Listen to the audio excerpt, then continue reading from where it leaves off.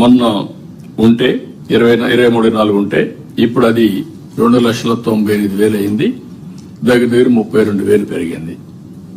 అదే 15% అయితే ఇంకా దీన్ని డబుల్ అవుతుంది. మీరు ఈ విషయం డబుల్ కాకపోయినా 1/4 అట్లా పెరిగే అవకాశం ఉంటుంది. ఇక్కడ స్వర్ణాంధ్ర విజన్ లో 308 లక్షల కోట్ల ఆర్థిక వ్యవస్థగా ఉండాలని తలసరి ఆదాయం 54,60,000 పెట్టుకున్నాం. మీరు గుర్తుపెట్టుకోవాలి, 1% గ్రోత్ రేట్ మీరు పెంచితే 15,000 కోట్ల రూపాయల అదనంగా ఆదాయం వస్తుంది. అదే 3% అయితే 45,000 వస్తుంది.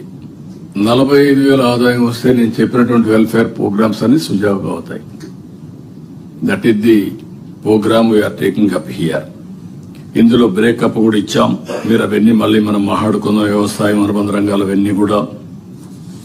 అదే సమయంలో స్టిల్ అగ్రికల్చర్ మీద ఫోకస్ ఎక్కువ చేయాల్సిన అవసరం ఉంది. ఇండస్ట్రియలైజేషన్ కూడా మీ రెస్పాన్సిబిలిటీ.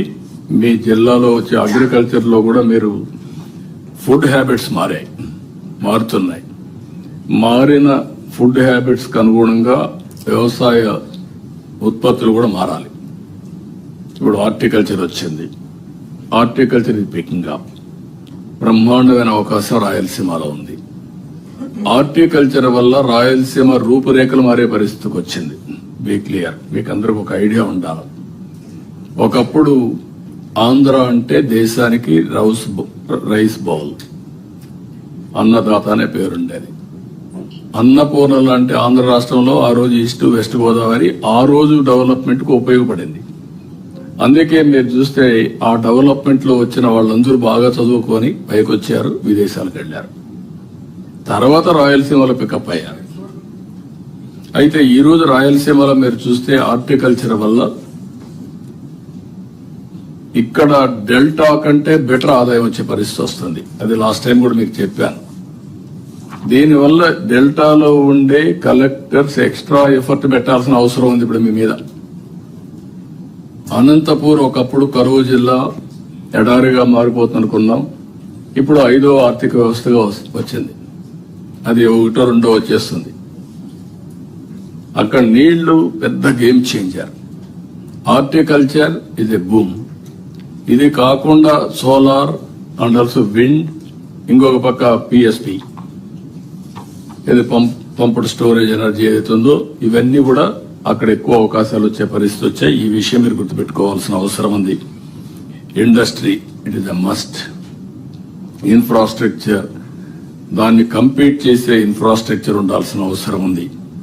అందుకే ఇక్కడ మనం చూసే ఇండస్ట్రియల్ క్లస్టర్స్ కానీ, అదే మరి ఇన్ఫ్రాస్ట్రక్చర్ కానీ, అదే కాకుండా ఈరోజు energy is a game changer. మనం చూసినప్పుడు గ్రీన్ ఎనర్జీ 10 లక్షల కోట్లు, 7,50,000 మందికి ఉద్యోగాలు ఇవ్వడానికి ముందుకు పోతున్నాం. మనకుండే అవకాశం పోర్ట్స్, ఎయిర్పోర్ట్స్ ఇవన్నీ కూడా పర్ఫెక్ట్ గా చేసుకోవాలి. సర్వీస్ సెక్టర్ కూడా మనం మాట్లాడుకుందాం. Tourism is a game changer. రాబోయే రోజుల్లో 20% గ్రోత్ రేట్ టూరిజంలో పెట్టుకుంటున్నాం.